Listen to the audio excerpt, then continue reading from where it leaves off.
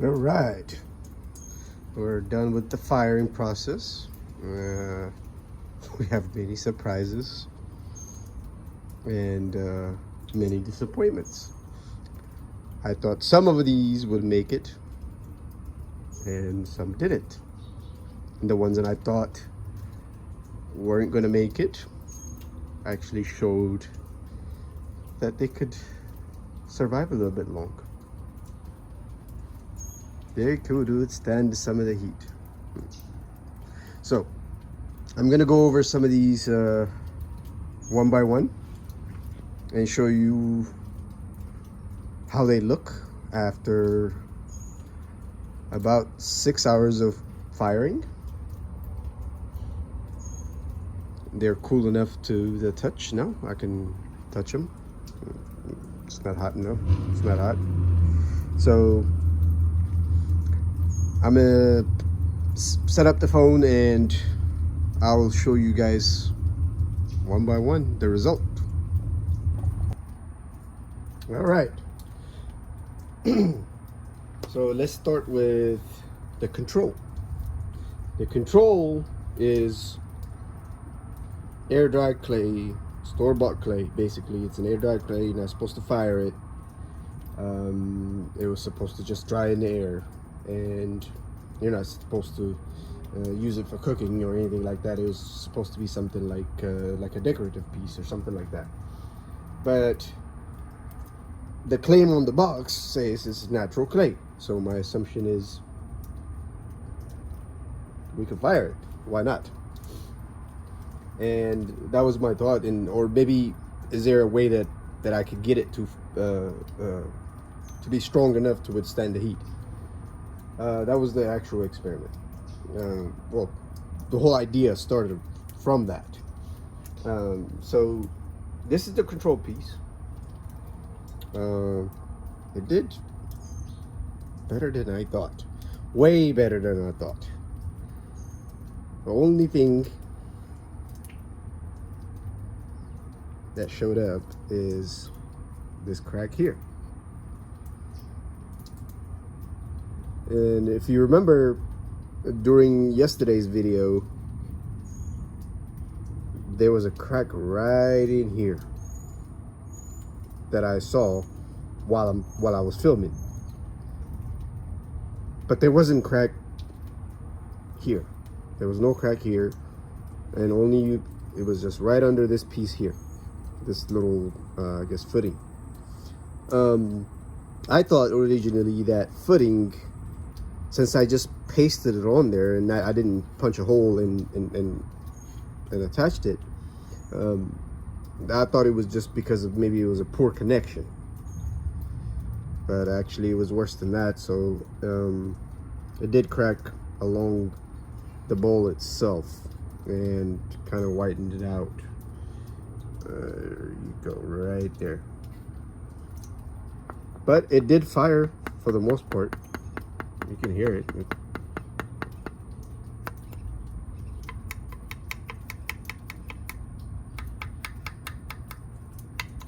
It's no longer clay, even though it cracked. So I would say that depending on the material you get from the store, that air dried clay or store-bought clays can be fired and withstand the heat from firing. Maybe if I added a little bit more sand, this could have survived to it. But interesting. So that was the control. Now I wanted to check to see what happens if you would have mixed that store-bought clay with sand. And that didn't do too well.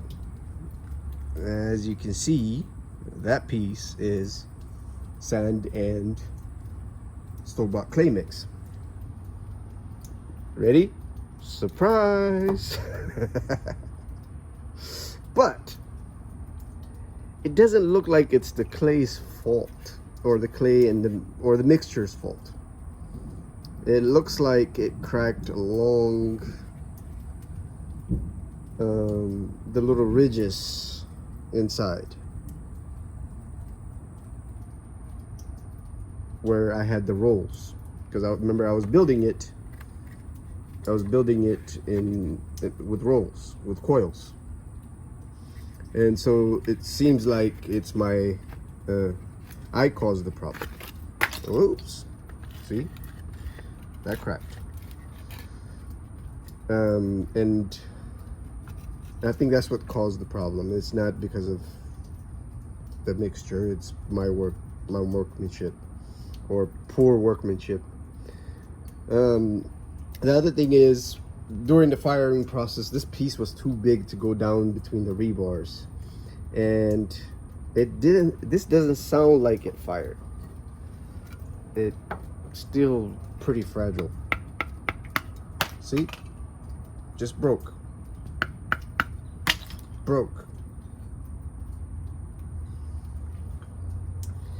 So this didn't fire. Another interesting thing is, I don't know if you can see that. There you go. So you can see where the heat was. There you go. You can see where the heat was, and you have still a bit of raw clay. So, and heat didn't get to it, enough heat. So I don't think this fired, but we'll use it as a temper on the next experiment. So next piece is the bottom of that. The bottom piece for that, which is this guy here. Gotta let it.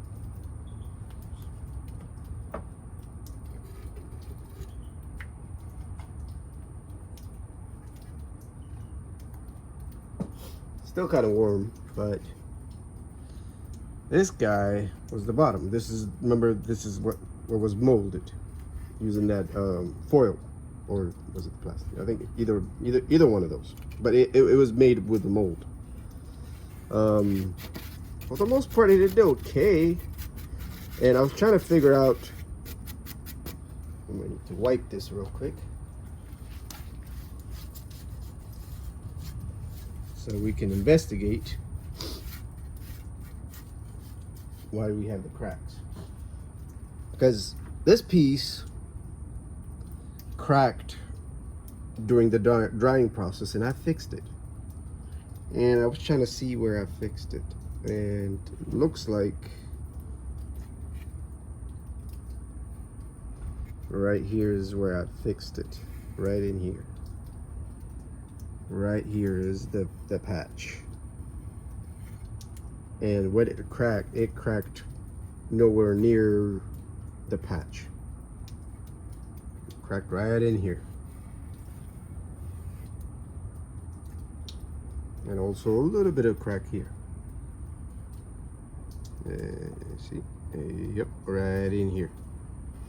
So I thought that's interesting. But let's see if it fired. It did. You can hear it. Sounds like a ceramic, but it did crack. Let's see how long it will survive.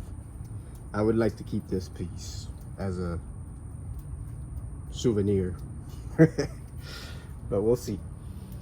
So, store-bought clay with sand or added sand did not work. Total failure, especially the top piece. Now, next round is the backyard clay. Let's start with the backyard clay by itself. So we made this little piece.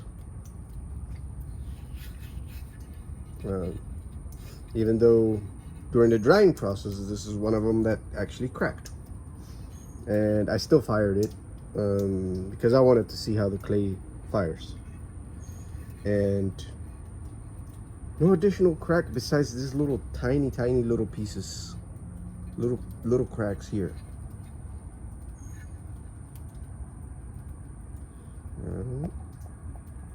Yeah, we still have the original, you know, crack that happened during the drying process. It's still here, but no major crack other than these little pieces. And I think this could be solved by adding more temper to it.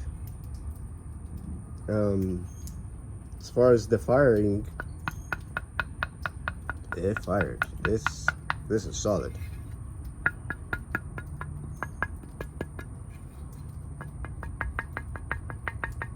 Solid piece. This clay will fire. It might not be the best in drying, but with a little bit of help from different, now that I have these pieces that are broken, you know, this could be used as a temper. Better than I assume this is going to be better than sand. So that's going to be the next experiment. What's going to get the clay, the store-bought clay, strong enough to to withstand the drying process and the heat, you know, the firing without cracking. Sand, or the, I think nickname for it is gore or gourd. Maybe I'm pronouncing it wrong, but it's basically grounded up clay material that had went through firing and failed. You ground that up and you mix it with the rest of the clay, and then you use it as a temper. We're gonna try to see what would work better with our clay. So as far as I'm concerned, the backyard clay for firing is still good. It fired pretty well. For drying, no good. Here's the cover for it. Obviously, this came from the crack from during the drying process and snapped right in half when I put it in the oven. Maybe it took like 5 minutes for it to snap in half. But again,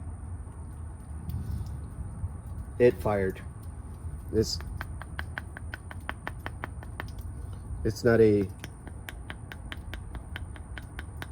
fragile piece. Next is going to be the backyard clay by itself. So that was the backyard clay with sand.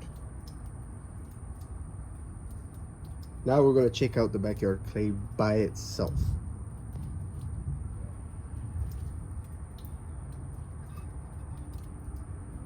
Still a little warm, but I am really happy with this clay, to be honest. This fired really well. No, so if this crack didn't happen during the drying process, this would have made it. If we had enough temper in this guy would be okay. This fired the best out of all of them. None of them sounds this good, to be honest. This is solid. This is ceramic, basically. And really happy with this. Little color differences. Interesting color. There was a piece of wood that was here that was on fire, so maybe the bright color is where the heat was. But this guy did fire, and I'm really happy with the backyard clay in the firing process.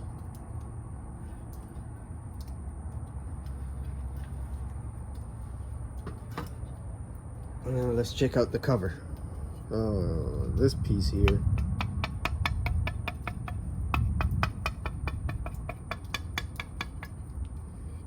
It makes that little squeaky sound because there's a little crack here.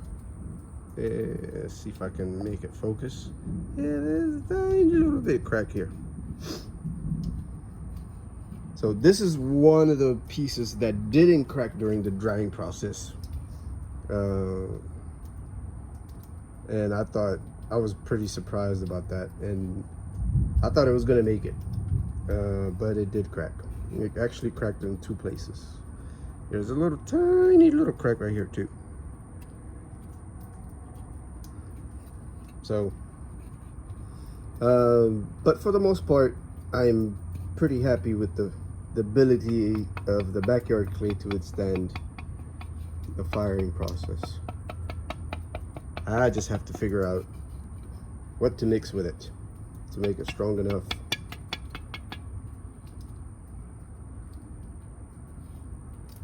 All right. Next is, let me put this guy here too. Next is the backyard clay mixed with the store-bought clay. I don't think I have to say much. This was spalling. Look at that.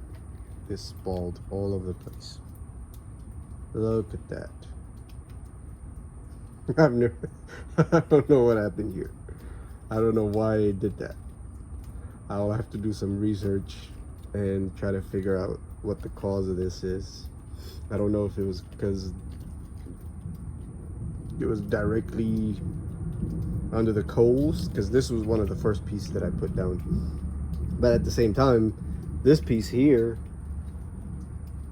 had the same deal. It was in the bottom, but nothing happened to it. It spalled here. There was no fire here, but I don't know. But curious to know why this happened. And also, I'm not sure why there's this white material. Where did that come from? What is that? It might be like gypsum, or maybe in the clay itself there might be some kind of gypsum or lime material. Interesting. But let's see if it fired.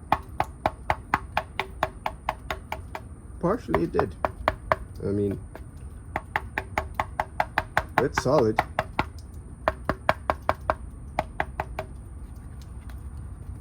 It's solid. Besides the the spalling here, it's a solid piece. Maybe it might be the way I did because we did fix it. We adjusted it after it started cracking. I don't know. Maybe it could be my workmanship, but we'll keep playing around with it. Lastly, well, wait. We got one more piece after this. This is the cover for that. This piece blew off, which I'm fine with. I don't mind it. You can see that. I don't know where that is. A little tiny little crack right here. I don't know if it's because of the hole, but there's a crack there, and there's a little bit of crack right here. If you look at the inside, there's a little tiny crack along here, and along right here. There's a little crack. But for the most part, it survived and looked like it fired.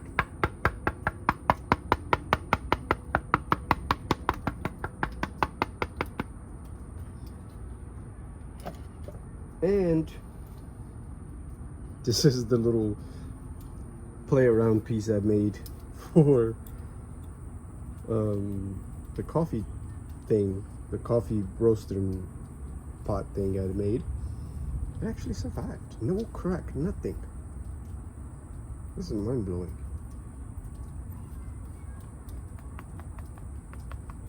It's pretty solid. I mean, oh, never mind. It didn't fire. Look at that. It's just snapped in half.